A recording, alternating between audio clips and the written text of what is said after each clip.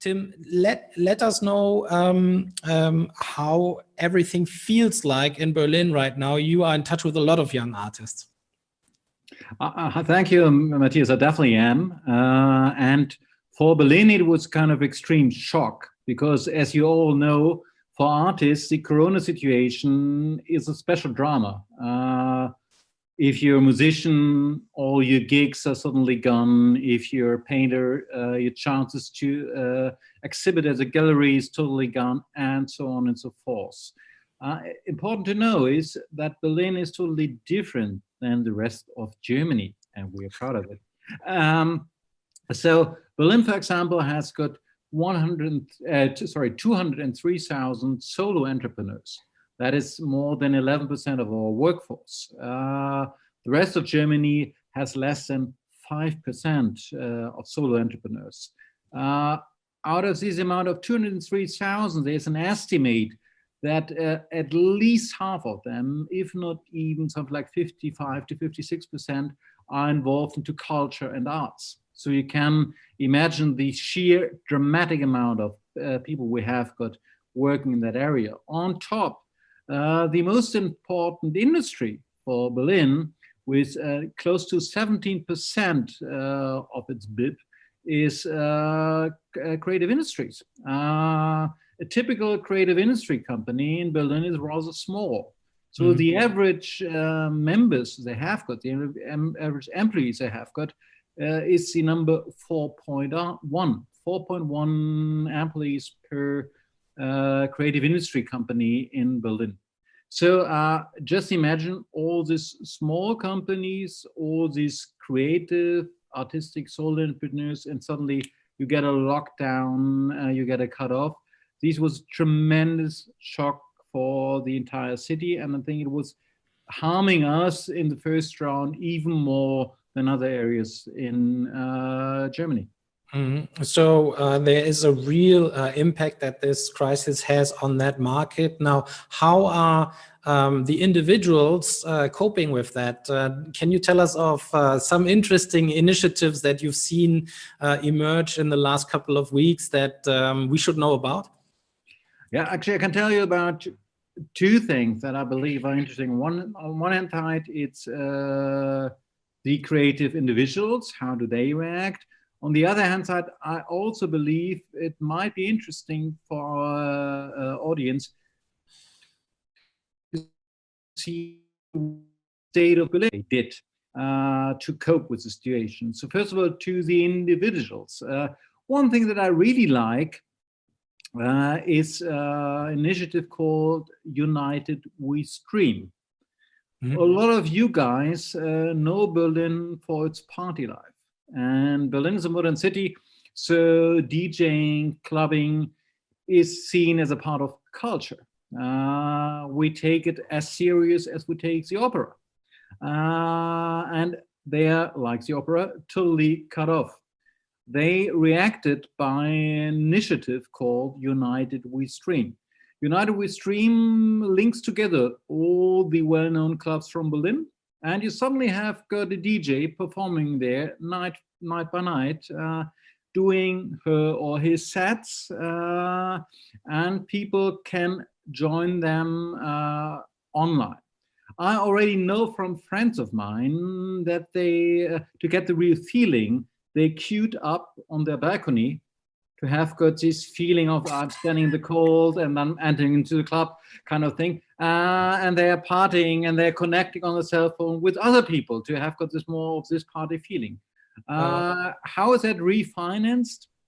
It's refinanced in on three ways. On one way is like they were clever enough to bound everything together, so they're attractive for sponsors.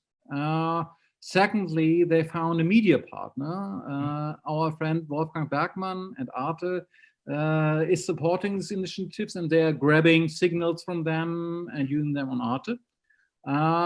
And third, they use all the technique you know from crowdfunding. So every club member that joins is asked to give something in. State-owned things like the Berliner Philharmoniker with their well-known digital concert hall have got an easier life. They also go on playing. But as you might have recognized if you're a user, suddenly the entire service is for free. That has got a beneficial effect. As far as I know from their management, they tripled the amount of users. And of course, the good thing and the good news for them is when they come back to normal, they have got all the data of the new interested people. And of course, they can knock at their door and saying like, are you maybe interested also to use it now in a different form? So is this perhaps sort of the advantage of an institution that has already established a digital business model, while, you know, in the clubs, that was not necessarily the case? I mean, a club is the most offline you can get, I guess. Exactly. The Berliner Philharmoniker didn't have to start from the scratch. Yeah. Everything was there. They're extremely well equipped. They can deliver in a high-end quality. And also thanks to their partner Sony in the beginning, that was not only the state of Berlin.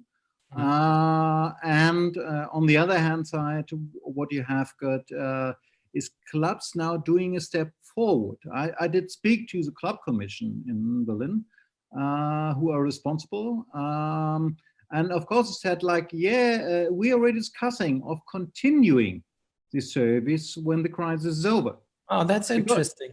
Because it's nice for you as a clubber actually to get a feeling, hey, what's going on in my club tonight? What kind of sound is on there?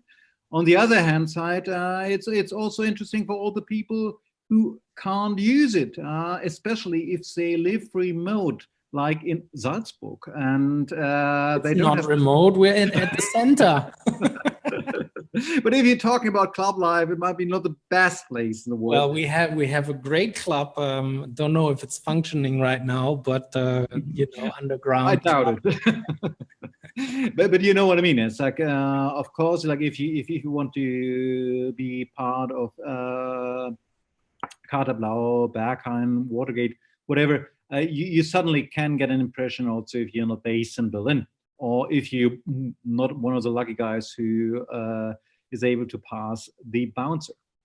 What is also highly interesting of my point of view is what happened with the government. The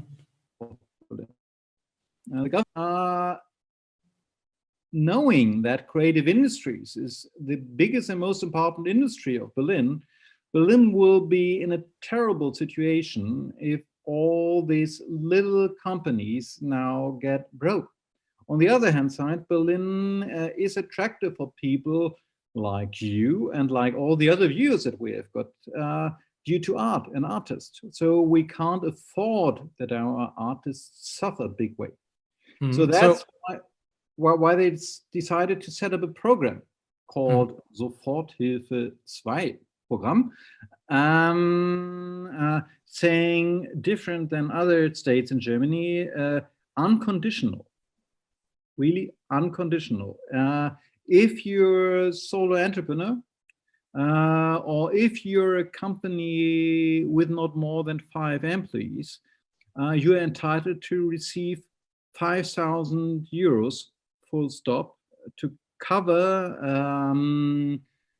income that you will not have within the next 6 months. That means suddenly in Berlin we have got something like an unconditional basic income. A lot of artists are extremely happy, are getting more money for their art or their art activities than ever known before, and are basically secured, especially basically secured due to the fact that the German government decided that nobody can kick you out of your flat or kick you out of your residence atelier as soon as you're not able to pay the rent. So are these measures taken because of the severity right now, or is there a thinking behind it that this might take longer? You mentioned that this is for 6 months, you know, that would be what, September, October. When you talk to decision makers, do you have a feeling that people say, well, we'll go back to normal pretty soon and then everything will stabilize? Or is this more like a feeling, we have to probably stay in this a little longer and it's going to have a lasting impact on how we actually, go about the arts and music in the long term?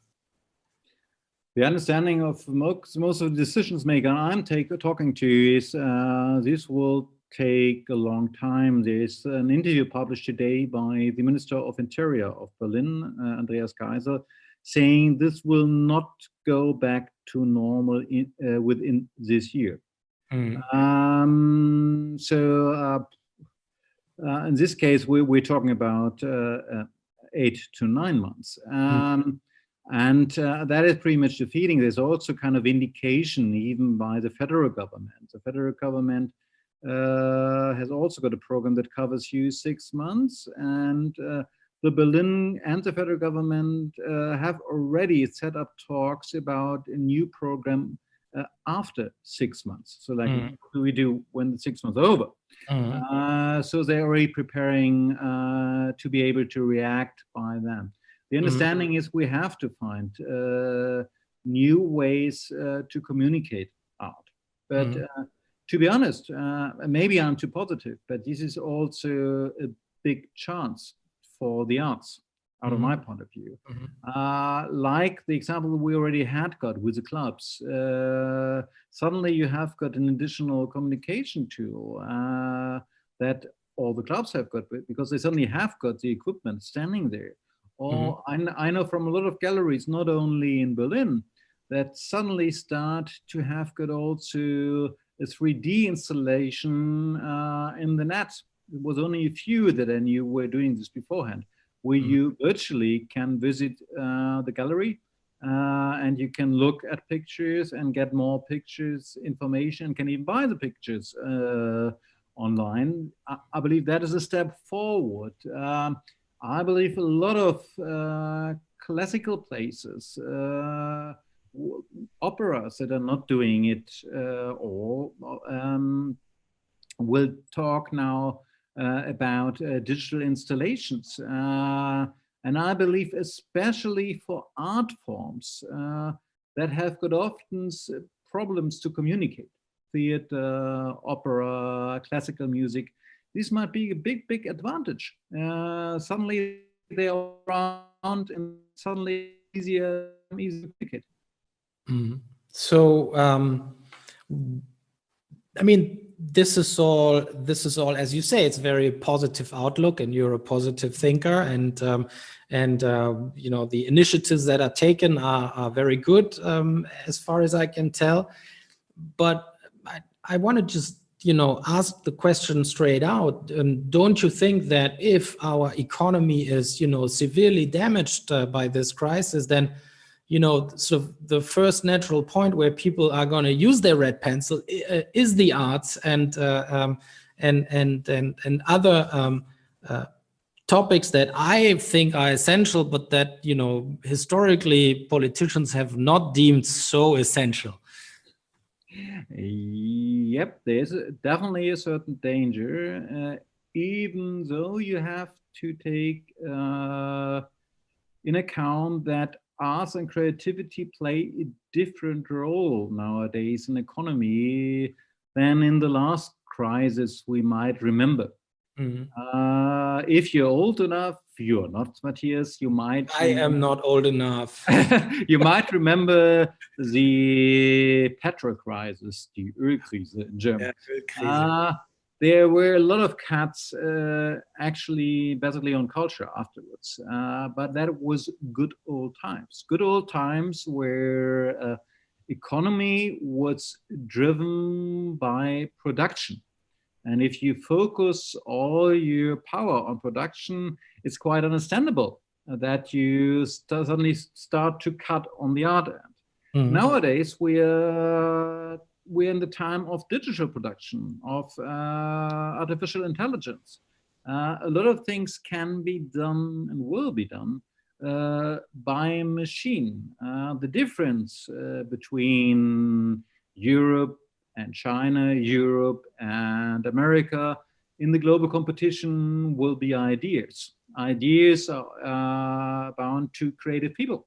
And creative people are artists and people in arts and creativity. So I believe the role that we play nowadays is much, much more important. When I'm saying like Berlin is having 11% of solo entrepreneurs, we are kind of avant-garde in Germany. You will see similar tendencies in other areas, like, for example, the Bay Area in California. So we're actually facing their new economy, and I think it would be highly stupid by politics to do big cuts on arts. Yeah, well, I hope that your view is certainly the one that will be taken. The topic that we haven't talked about yet, but that was lingering in the discussion is, of course, the question of when we think about future generations of musicians, of artists that are being, educated in our systems. Is it now not the time to also make sure that, first of all, the impact on entrepreneurship, the focus on digital technologies and all these things takes a higher role in the education sector? Focusing only on how to practice your instrument and really play that Beethoven sonata flawlessly is probably not going to help you right now in a crisis like this, right? What do you think? Definitely, it will not help you in a crisis like this, and it didn't help you without the crisis. Just to repeat numbers, I believe most of you know, it's like only 10% of the people we educate to become a classical musician at our universities have, at the end of the day, a chance to get a job. We educated them in. It's simply a question of capacity. How much places do you have got? How much operas? How much orchestras? And so, if we don't want to educate cab drivers who are really good violinists or whatever, or oboists, we should give them a totally different education. I believe a university that had understood that is a place called Pop Academy in Mannheim. I'm not only saying this because I'm a professor there, but the Pop Academy is not only training young musicians being a good musician, they are also training young musicians to train them to communicate themselves. They only train them in using all the digital tools that they need to survive later on.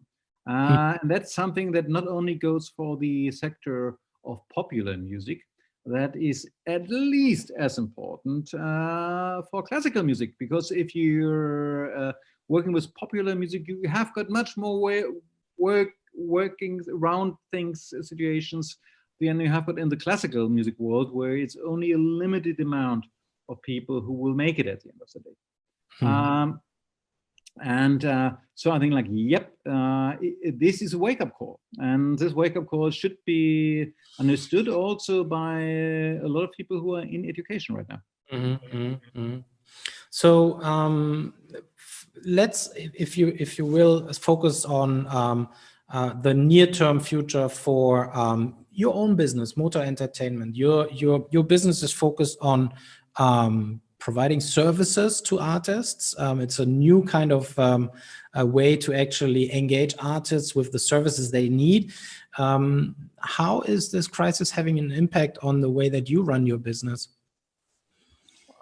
I believe it will have got an impact in even being stronger in that area to entitle artists to be their own label, because that makes them not only richer if they're successful, that makes them much faster and much more flexible.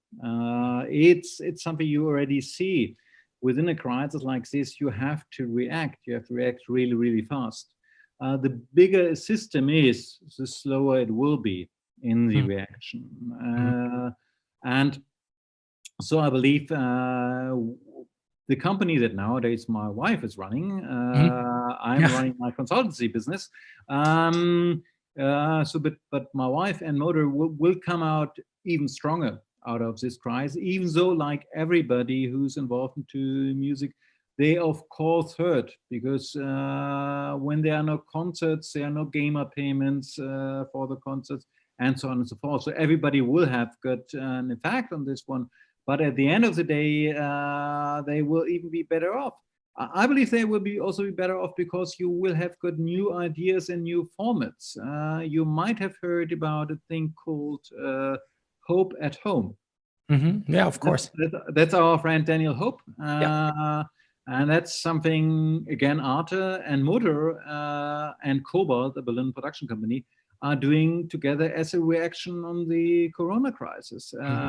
So they simply invite artists to Daniel Hope at home, where 2 to 3 people are allowed to be, and they play music together. And so we had got really wide range of artists already, from Max Rabe to, I believe today they are producing Flake from Rammstein, playing with Daniel. That will be interesting. And I think people in the crisis also get more open-minded, also for really awkward formats, because a format like this would normally sound like a format we would say as a TV station, this is really special. It's like you said earlier, right? You go to the balcony to queue up in the cold to then go to the virtual club. You're of course missing the bouncer. You're missing the the man in the middle that is saying yes or no, and that's changing now big time. I mean, I'm very happy to say that the Karajan Institute has teamed up with Deutsche Telekom and cooperation there to provide 30 minutes of concert experience of the Karajan Fellows program and other musicians in our network for the new TV channel #Dabei that they started. So it would have been unthinkable half a year ago or even 3 weeks ago to actually deliver material to a TV station that was filmed with an iPhone. But now it's actually the new chic.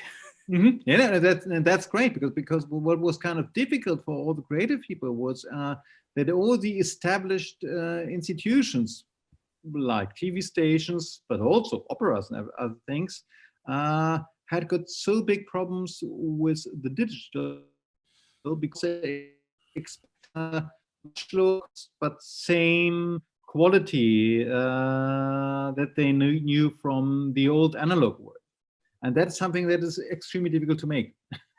And now people are established to like, yeah, it's totally okay, even if you look the main news, Tagesschau in German, that somebody filmed by his or her laptop is jumping into it. Fine, great. I think that's a step forward, not a step backward. Yeah, absolutely. So let's talk a little bit about the technology that makes this shift possible. Of course, technology has this great tendency to democratize access, to enable people, but it can also be used to create monopolies, to create filter bubbles, to actually keep people out of the loop. How important do you think is it for artists to own their own platforms, to own sort of all of the sort of the whole vertical production stack, if you will, so that they are not part of these filter bubble fights and have to pay to actually get attention in front of their fans? It's key important, and it's getting more and more important. The more their audience goes over into a digital world to interact with them or to consume the art they're doing, the more important will become that they are in charge and they have control over the data. The key problem that I have got with the Spotifys of this world is not the 72% share they give to the creators.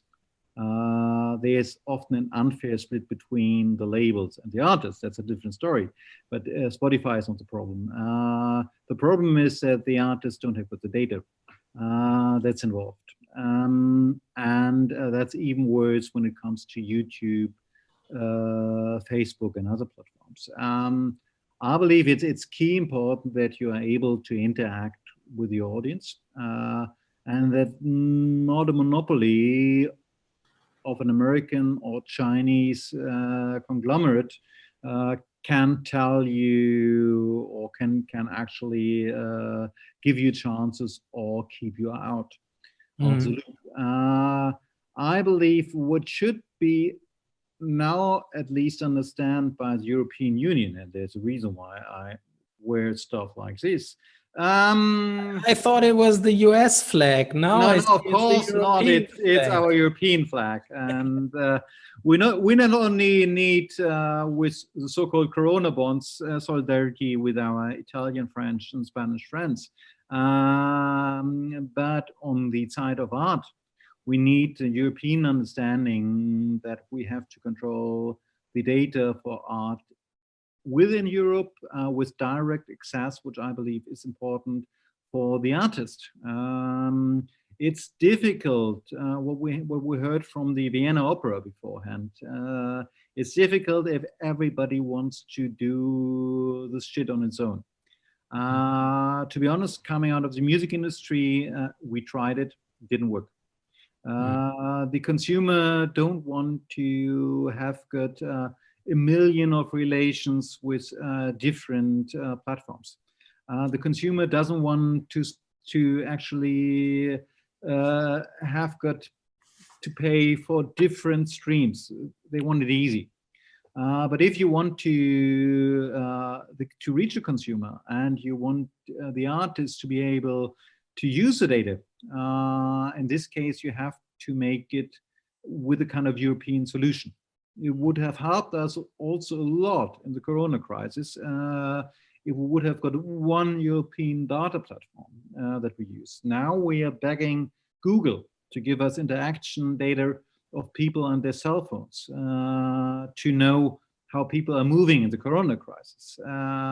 That's something that is kind of crucial. That should be owned by all the states or the countries themselves, or at least it should be owned by the European Union. So you're saying the response should be to unify the approach within Europe and to build systems that are pan-European rather than creating a market that is very competitive around these technology platforms? Yep, it makes more sense to try to bring together. Let's take the operas. We had got one example on the stage beforehand us. It would make more sense to as a European Union to contact all the important players on the classical field and say like, okay, let's make one platform together. Fuck Spotify, fuck YouTube. We do it now with the European classical portal. Or let's say the same goes for news operation, news internet. The same you could do with the European entertainment platform for movies and TV. The same you can do for music. And you have got with the public broadcast, which normally within the European Union is pretty strong. You have got a center where you can try to build all this around.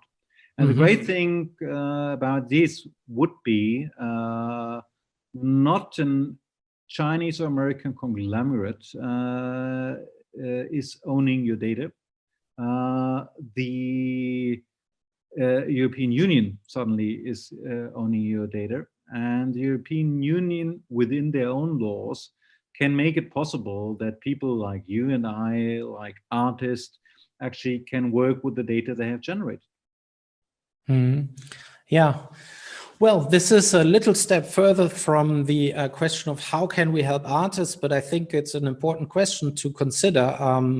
how do we actually, you know, build systems that are stable, that are going to bring us through the next crisis? And it's pretty sure that there will be one at some point down the road. Now, Tim, our time is over. We are already 1 minute over. I want to thank you for coming to our conference. I think it was a very long and hard way for you to your computer, but this is a new experiment, and thanks for being part of it. It was fun. Thank you for having me. Bye.